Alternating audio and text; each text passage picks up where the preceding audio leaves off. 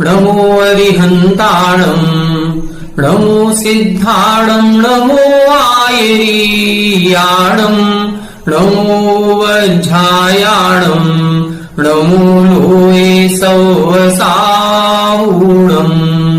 मोक्षमार्गस्य नेतारम् भेत्तारम् कर्मभूभृताम् ज्ञातारम् विश्वतत्त्वानाम् वंदे तत्गुणलब्धये। 1008 श्री मूलनायक आदिनाथ भगवान की जय। द्वासांग जिनवाणी माता की जय। आचार्य श्रेष्ठ आचार्य गुरुवर श्री 108 पूज्यपाद स्वामी महाराज की जय। आचार्य श्रेष्ठ आचार्य गुरुवर श्री 108 विद्यासागर जी महाराज की जय। जगत पूज्य निर्यापक श्रमण मुनि पुंगव श्री 108 सुधा सागर जी महाराज की जय। समस्त मुनि संघ की जय। आलोक मोदी स्वाध्याय सुधा यूट्यूब चैनल पर आप सभी दर्शकों का एक बार पुनः हार्दिक स्वागत, हार्दिक अभिनंदन। पूज्यवर आचार्य पूज्यपाद स्वामी जी द्वारा विरचित इस सर्वार सिद्धि ग्रंथराज की स्वाध्याय श्रृंखला में पहले अध्याय का स्वाध्याय अपना चल रहा है और आज हम पहले अध्याय के अंतिम पड़ाव पर आ चुके हैं। आज हम पहले अध्याय का 33वां सूत्र समझेंगे, जिसमें नय की विवक्षा की गई है और नय के भेदों का निरूपण किया गया है। एक सूत्र आचार्य उमा स्वामी जी महाराज के द्वारा लिखा गया था, प्रमाण नयई रधिगमः।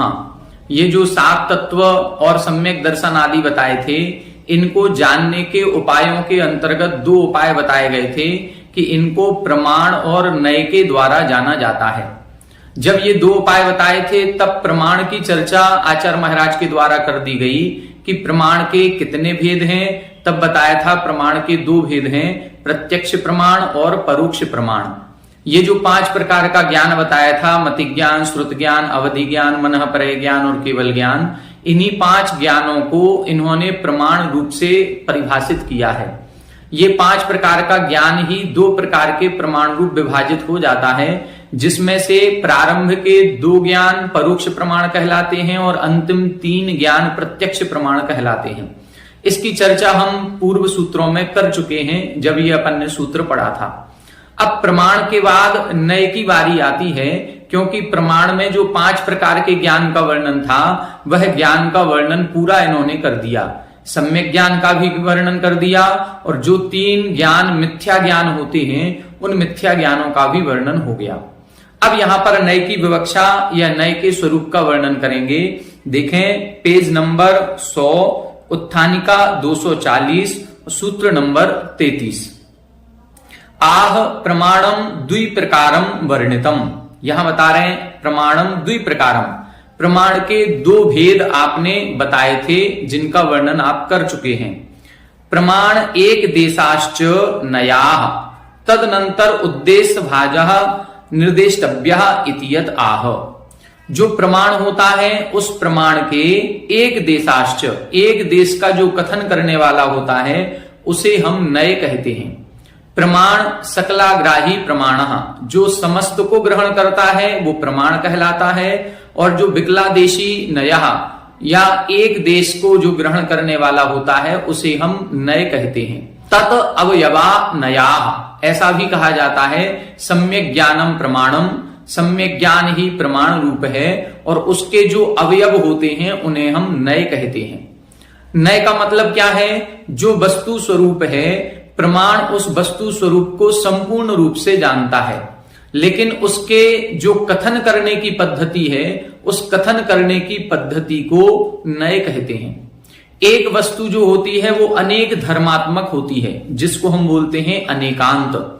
एक जैसे जीव द्रव्य है, इस जीव द्रव्य में कई सारे गुण विद्यमान हैं। ये मूर्तिक भी है और अमूर्तिक भी है।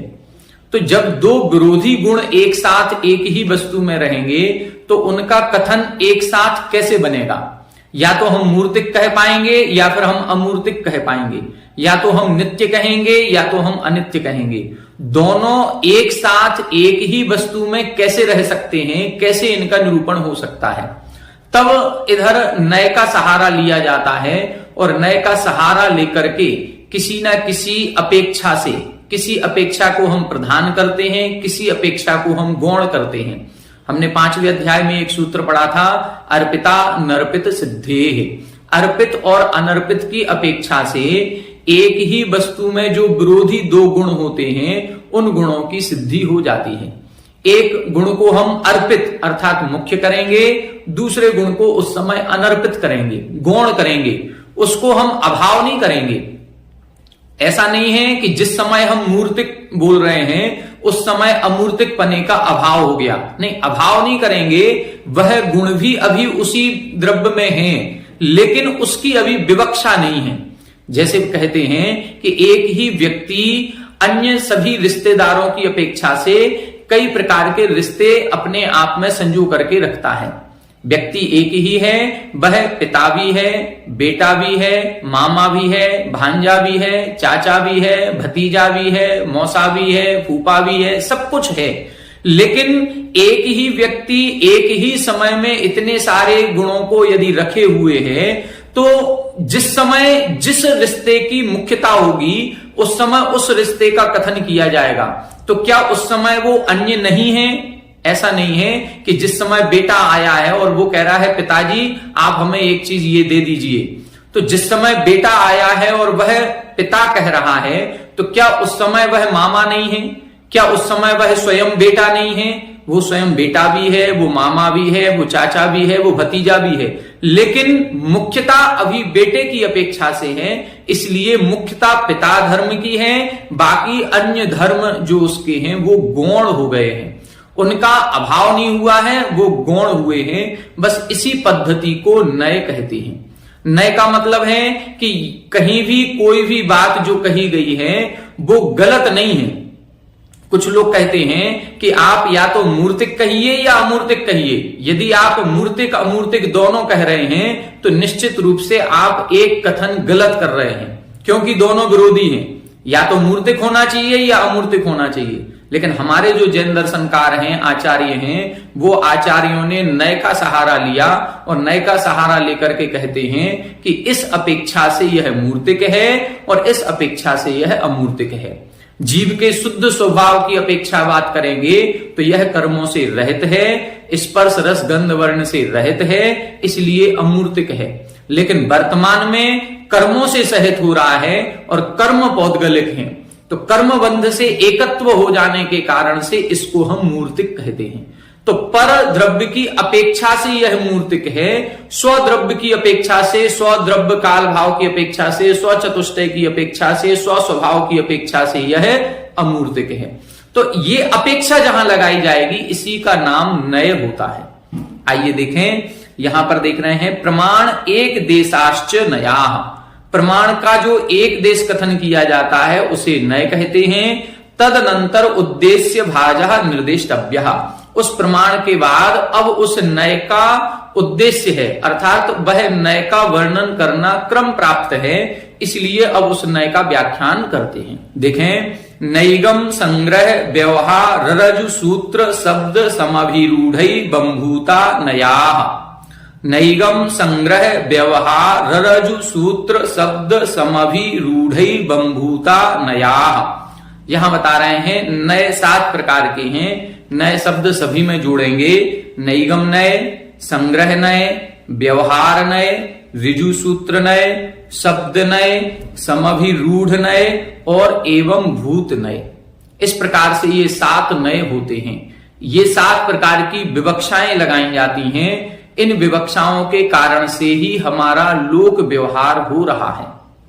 यदि हम एक ही वस्तु में 2 विरोधी गुण धर्मों को मान रहे हैं और उनका लोक व्यवहार कर रहे हैं तो कहीं ना कहीं किसी न किसी अपेक्षा का सहारा ले रहे हैं, और जिस अपेक्षा का हम सहारा लेकर के अपना लोक व्यवहार कर रहे हैं वह अपेक्षा का सहारा लेना ही नय कहलाता है।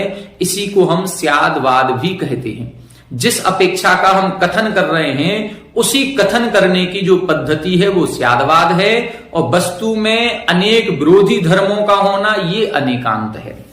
देखें 241 नंबर, एतेषाम सामान्य विशेष लक्षणम वक्तव्यम। एतेषाम इन सभी नयों का सामान्य और विशेष लक्षणम, सामान्य लक्षण भी कहना चाहिए और विशेष लक्षण भी कहना चाहिए।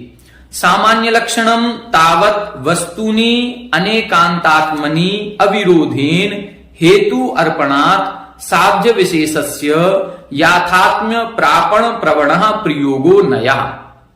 सामान्य लक्षण क्या है? सामान्य लक्षण ये है वस्तुनि अनेकांतात्मनि अविरोधेन, एक ही वस्तु में अनेकांतात्मनि, वह वस्तु कैसी है? अनेक धर्मों वाली है, अनेक गुण वाली है, अनेक स्वभाव वाली है।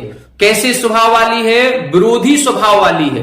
एक ही वस्तु में अनेक गुणधर्म हैं और वो गुणधर्म आपस में विरोधी हैं, तो भी अविरोधेन, अविरोधेन का मतलब बिना विरोध किए, हेतु अर्पणात् साध्य विशेषस्य, हेतु अर्पणात्, अर्पणात् का मतलब है प्रधानता की अपेक्षा से, प्रधानता, अर्पण यानी प्रधानता और अनर्पण यानी गौणता, अर्पित अनर्पित।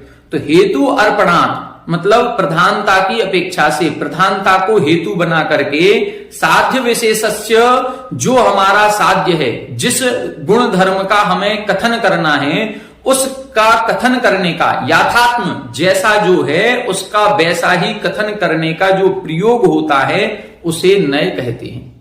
क्या मतलब? जैसे हमने बताया जीव नित्य भी है और अनित्य भी है, तो इस जीव द्रव्य में दोनों गुण हैं, नित्य भी, नित्यपना भी है, अनित्यपना भी है, दोनों विरोधी हो गए।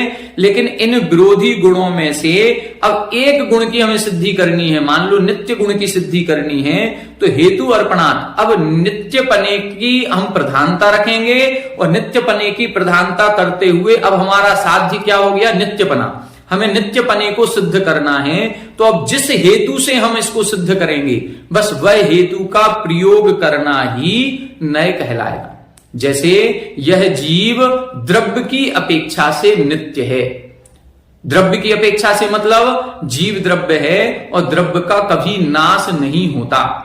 नाश किसका होता है? पर्याय का नाश होता है। तो द्रव्य की अपेक्षा से आत्मा कभी नहीं मरती है, केवल शरीर मरता है, इसलिए आत्मा नित्य है। और जब हम अनित्य को प्रधानता करेंगे, अनित्य की मुख्यता करेंगे, तब हमें पर्याय दृष्टि लगानी पड़ेगी और उस समय हमारा जो नित्यपना है वो गौण हो जाएगा, अनित्यपना प्रमुख हो जाएगा। फिर जो पर्याय दृष्टि है ये हमारा हेतु कहलाएगा और अनित्यपना हमारा साध्य कहलाएगा। तो हम पर्याय दृष्टि को लगा करके उस अनित्यपने को सिद्ध करेंगे, क्योंकि पर्याय क्षण भंगुर होती है, नष्ट होने वाली होती है। इस प्रकार से तो नय किसे कहेंगे? नय का मतलब है जहां पर मुख्यता और गौणता इन दोनों प्रकार के हेतुओं का सहारा लेकर के किसी एक गुण धर्म की सिद्धि की जाती है, उसे नय कहते हैं। सा द्वेधा द्रव्यार्थिकः पर्यायार्थिकश्च इति। वह नय जो है वो दो प्रकार का है, द्रव्यार्थिक नय और पर्यायार्थिक नय। द्रव्यम सामान्यम उत्सर्गः अनुवृत्ति इत्यर्थः। द्रव्य किसे कहते हैं? जो सामान्य का कथन करता है, उत्सर्ग है, राजमार्ग है, मुख्य है, और अनुवृत्ति, अनुवृत्ति का मतलब जो कभी नष्ट नहीं होता है, उसको हम द्रव्य कहते हैं। तद विषयो द्रव्यार्थिकः, और ऐसा द्रव्य जिसका विषय होता है उसको हम द्रव्यार्थिक नय कहते हैं। मतलब द्रव्य की प्रधानता को लेकर जो कथन किया जाता है, जिन नय का सहारा लेकर के कथन होता है, उन्हें हम द्रव्यार्थिक नय कहते हैं। पर्यायो विशेषो अपवादो व्यावृत्ति इत्यर्थः। पर्याय कैसी होती है? पर्याय विशेष होती है। जीव सामान्य है, लेकिन जीव की मनुष्य पर्याय ये विशेष हो गया। और अपवादः, यह अपवाद स्वरूप होती है, और व्यावृत्ति यानी नष्ट होने वाली होती है। तद विषयः पर्यायार्थिकः, ऐसी पर्याय जिस नय का विषय होती है उसे हम पर्यायार्थिक नय कहते हैं। तयोर भेदा नैगमादयः, इन दोनों के जो भेद होते हैं वही नैगम आदि होते हैं। नैगम, संग्रह, व्यवहार, ऋजु सूत्र, ये जो भेद प्रभेद किए गए हैं ये इन्हीं दोनों नयों की अपेक्षा से किए गए। 242 नंबर देखें। तेसाम विशेष लक्षणम उच्यते। अब इनका विशेष लक्षण यहां पर कहना प्रारंभ कर रहे हैं। सामान्य लक्षण बता दिया कि एक ही आत्मा में जो दो विरोधी धर्म होते हैं, उन दोनों विरोधी धर्मों में अविरोधेन, बिना विरोध किए किसी एक गुण धर्म को मुख्य करके उस साध्यपने के हेतु को देख करके उसकी सिद्धि करने का नाम नय कहलाता है। ये सामान्य लक्षण। अब विशेष लक्षण एक एक का बता रहे हैं। तेसाम विशेष लक्षण उच्यते, उनका विशेष लक्षण कहते हैं अनभि निर्वृतार्थ संकल्प मात्र ग्राही नैगमः। नैगम ने किसे कहेंगे? अनभि निर्वृतार्थ।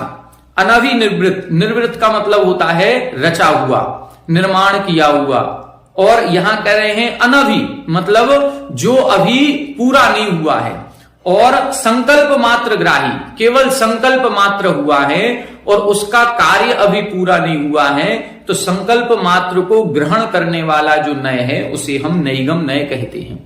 क्या मतलब है? इसमें उदाहरण दिया है, इसके उदाहरण को पढ़ते हुए फिर इसको अपन समझने का प्रयास करेंगे। कंचित पुरुषम परिगृहीत परसुम गच्छन्तम अवलोक्य कश्चित पृच्छति किमर्थम भवान गच्छति इति सा आह प्रस्थम आनेतुम इति। क्या बता रहे हैं? कंचित पुरुषम, कंचित पुरुषम का मतलब किसी पुरुष को, परिगृहीत परसुम जो कि अपने हाथ में परशु लिए है। परशु का मतलब फरसा लिए है या हंसिया लिए है या कुल्हाड़ी लिए है। एक परशु एक प्रकार का अस्त्र शस्त्र होता है। तो जो अपने हाथ में परशु लिए हुए है, ऐसे आदमी को गच्छन्तम अवलोक्य, जाते हुए देख करके, एक व्यक्ति जा रहा है जो अपने हाथ में हंसिया या फरसा लिए हुए है, ऐसे व्यक्ति को देखा तो कश्चित पृच्छति, कोई पूछता है किमर्थम भवान गच्छति इति, आप क्यों जा रहे हैं? तब सा आह, वह उत्तर देता है प्रस्थम आनेतुम इति। प्रस्थम आनेतुम मतलब प्रस्थ को लाने के लिए। प्रस्थ का मतलब फसल आदि को, हंसिया लेकर के वो खेत पर जा रहा है और उस फसल को काट करके फसल को लेकर के आएगा। तो वो क्या कह रहा है? फसल लाने के लिए जा रहा हूं। ना असौ तदा प्रस्थ पर्याय सन्निहितः। अब इस समय जो व्यक्ति है वह क्या कह रहा है? मैं फसल ला रहा हूं, जबकि वह फसल नहीं ला रहा है, वह फसल को लेने के लिए जा रहा है। उसने मन में संकल्प किया है मैं फसल को लेकर के आऊंगा, लेकिन अभी फसल की क्रिया, काटने की क्रिया, उसको ग्रहण करने की क्रिया से वो वंचित है, रहित है, उस समय वो क्रिया नहीं कर रहा है। फिर भी कहने में यही आएगा, ना असौ तदा प्रस्थ पर्याय सन्निहिता, इस समय वह प्रस्थ पर्याय से सन्निहित नहीं है। तत अभिनिवृत्तये संकल्प मात्रे प्रस्थ व्यवहारः, लेकिन उस अधूरी क्रिया में भी संकल्प मात्रे, उसका चूंकि संकल्प कर लिया गया है इसलिए प्रस्थ व्यवहार हो गया। प्रस्थ, अभी फसल तो बहुत दूर है, वो तो अभी रास्ते में ही है, अभी हंसिया हाथ में ही लिए है, ना तो वो खेत पर पहुंचा है, ना उसने अभी फसल काटी है, ना फसल को हाथ में लिया है, फिर भी व्यवहार इसी प्रकार से किया जाता है।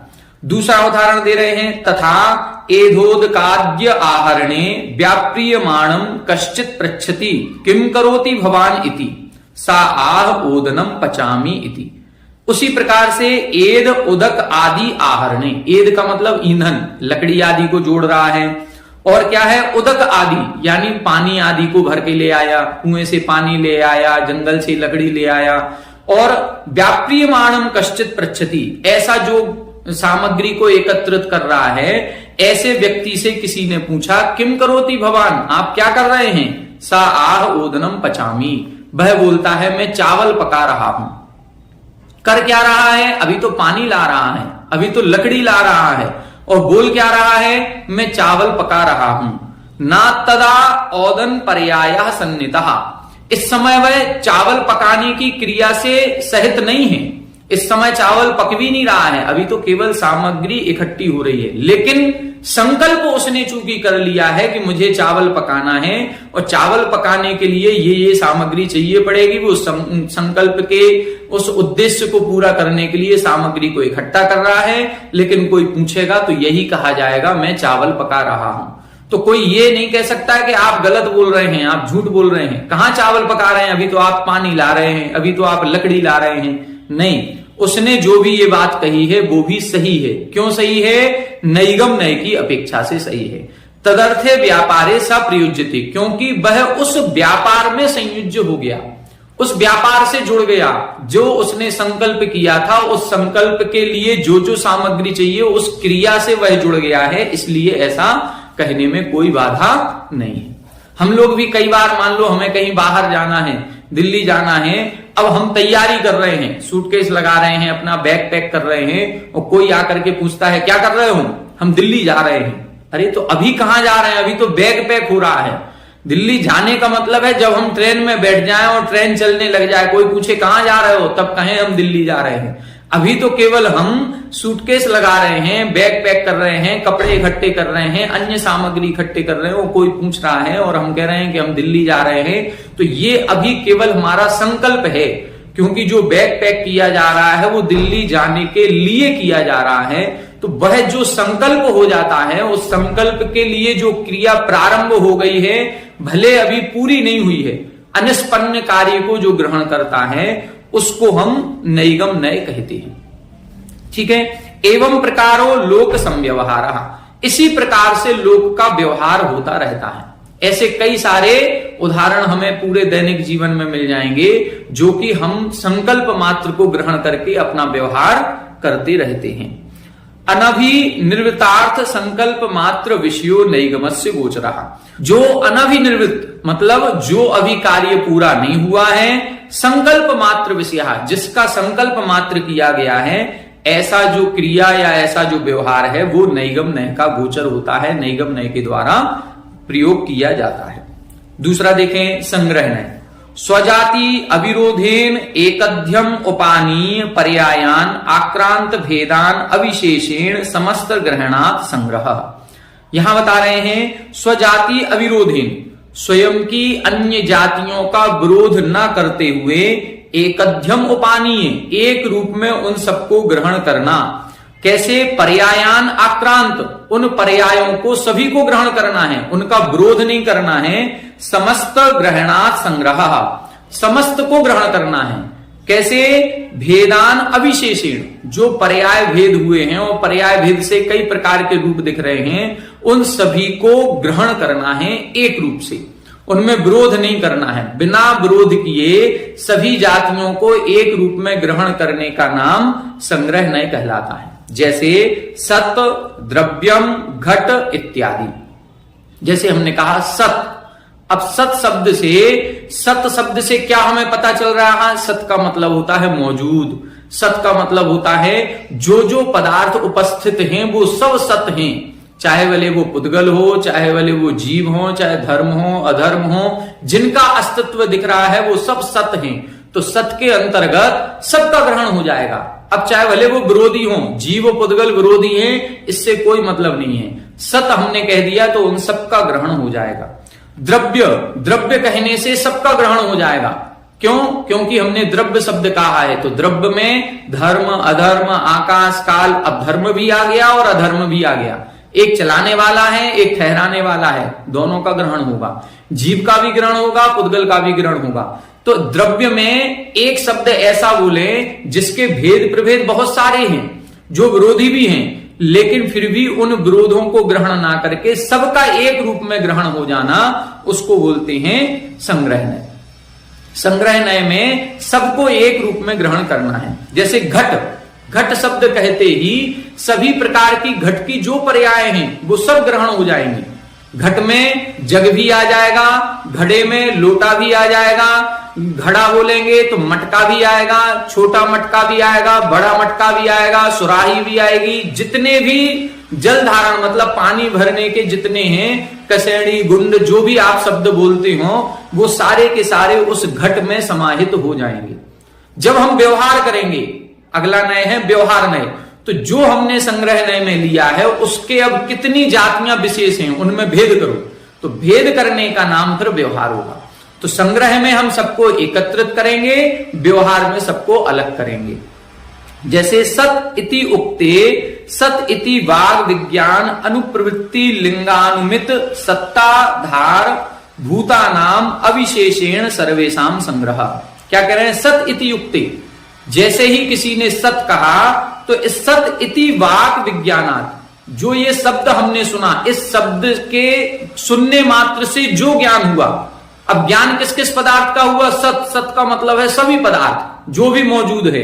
तो मौजूद तो टेबल भी है, मौजूद तो घर मकान भी है, मौजूद तो मंदिर आदि भी है, मौजूद तो गाय बैल आदि भी है, मौजूद तो सभी जानवर हैं, पेड़ पौधे हैं।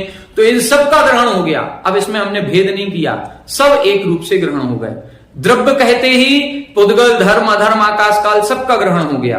तो उनके सत इति वाग विज्ञान, मतलब सत शब्द सुनते ही उस शब्द से जो भी हमें ज्ञान हुआ है, उस ज्ञान की प्रवृत्ति से उस लिंग अनुमित सत्ताधार उस शब्द को हम हेतु बनाएंगे और उस हेतु से जिन जिन पदार्थों का हमें ज्ञान होगा, उन सभी आधारभूता नाम, उन सभी आधारभूत पदार्थों का अविशेषण बिना किसी विशेषता के ग्रहण करना, ये संग्रह कहलाएगा। इसी तरह से कह रहे हैं द्रव्यम इति उक्तेपि द्रवति गच्छति तांस तान पर्यायान इति उपलक्षितानाम जीवा जीव तद भेद प्रभेदानाम संग्रह।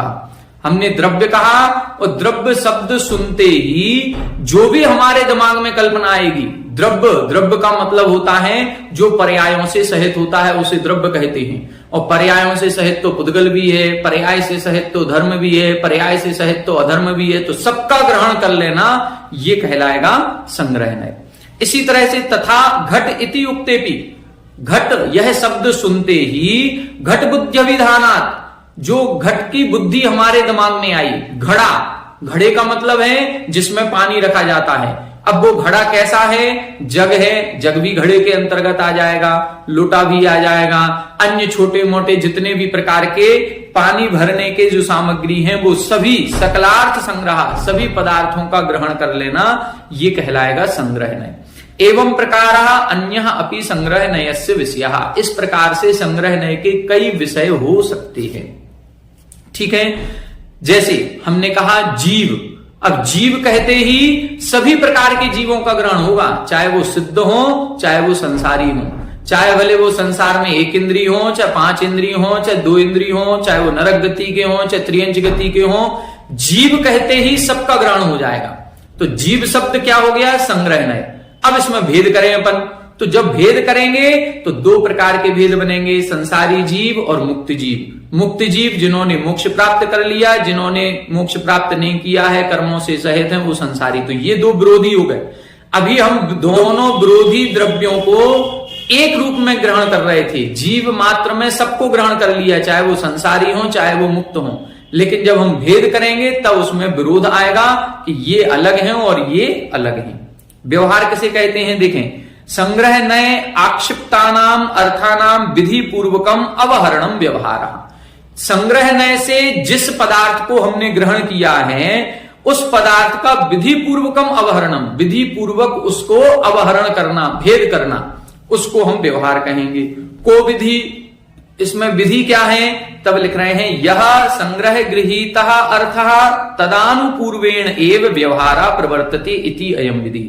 यह संग्रह गृहीता अर्थ, संग्रह नय में जिस पदार्थ का हमने ग्रहण किया है तदानुपूर्वेण एव, उसी की अनुपूर्वी लगानी है।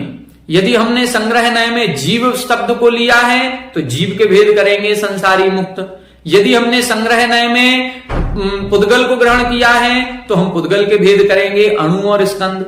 यदि हमने संग्रह नय में द्रव्य को लिया है तो द्रव्य के भेद करेंगे मूर्तिक अमूर्तिक, फिर मूर्तिक में पुद्गल, अमूर्तिक में धर्म अधर्म आकाश काल। तो संग्रह में हमने कौन सा शब्द लिया, अब उसी शब्द के भेद हम करेंगे व्यवहार में। ठीक है, तो ये विधि कहलाएगी। तद्यथा सर्व संग्रहेण यत् सत्वम गृहीतम तच्च अनपेक्षितम विशेषम न अलम संव्यवहाराय इति व्यवहार नय आश्रियते। सर्व संग्रहेण यत् सत्वम गृहीतम, सर्व संग्रह नय के द्वारा जिस पदार्थ को हमने ग्रहण किया है, तच्च अनपेक्षितम विशेषम, उसकी जो अपेक्षाएं हैं, उसके जो भेद प्रभेद हैं, उनकी अपेक्षा लिए बिना न अलम संव्यवहाराय, यह व्यवहार करने में समर्थ नहीं होगा। उसी के भेद प्रभेदों को लेना है। यदि हम सोचें कि हमने लिया है जीव द्रव्य और हम बात करने लगे कि पुद्गल की अणु और स्कंद, तो नहीं होगा। जीव द्रव्य को यदि हमने संग्रह नय में लिया है तो व्यवहार नय में संसारी जीव और मुक्ति जीव बनेंगे। यदि हमने जीव द्रव्य को उसमें लिया है संग्रह नय में और हम सोचें धर्म द्रव्य अधर्म द्रव्य आकाश द्रव्य काल द्रव्य ये व्यवहार नय में आ जाए तो नहीं आएंगे, क्योंकि ये द्रव्य के भेद हैं, जीव द्रव्य के भेद नहीं है। आगे देखें, यत् सत् तद् द्रव्यम गुणो वा इति, जो सत होता है, जैसे इन्होंने सत को ग्रहण किया था, संग्रह नय में 3 उदाहरण दिए थे, सत, द्रव्य और घट के। तो यत सत तद द्रव्यम गुणो वा इति, जो सत होता है वो या तो द्रव्य होता है या गुण होता है। द्रव्येण अपि संग्रह आक्षिप्तेन जीवा जीव विशेषान अनपेक्षेण न शक्यः संव्यवहार इति, जीव द्रव्यम अजीव द्रव्यम इति वा व्यवहार आश्रियते।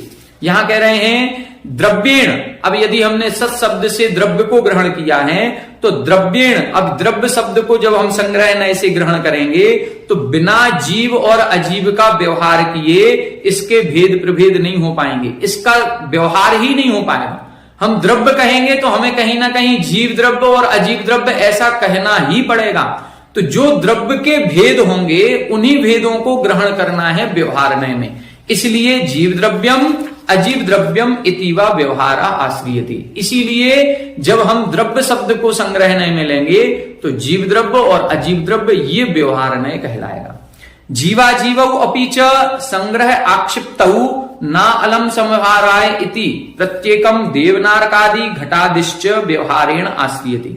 यदि हम जीवा जीवौ, जीव द्रव्य या अजीव द्रव्य, इनको संग्रह नय का विषय बनाएंगे, मान लो हमने संग्रह नय में जीव द्रव्य को विषय बनाया, जीव द्रव्य बोलेंगे तो बिना नारकी देव त्रियंच मनुष्य के इनका व्यवहार नहीं होगा। इसलिए जब व्यवहार नय की बात करेंगे तो जीव द्रव्य संग्रह नय का विषय था, तो देव नारकी मनुष्य त्रियंच ये व्यवहार नय का विषय बनेगा। अजीव द्रव्य को यदि हम संग्रह नय का विषय बनाएंगे तो घट पट आदि जो पदार्थ हैं ये पदार्थ फिर उसके व्यवहार नय के विषय बनेंगे। तो जिसको हम संग्रह में ग्रहण करेंगे उसके ही भेद प्रभेद करना है, बस ये इसकी विधि है और भेद प्रभेद करने का नाम व्यवहार नय कहलाता है। जैसे हमने बताया जीव, जीव को संग्रह लिया तो संसारी जीव मुक्त जीव ये व्यवहार हो गए। संसारी जीव को हम संग्रह नय में लेंगे तो त्रस स्थावर ये व्यवहार नय हो गया। त्रस को हमने संग्रह नय में लिया तो 2 इंद्री 3 इंद्री 4 इंद्री पंचेंद्री ये व्यवहार नय हो गया।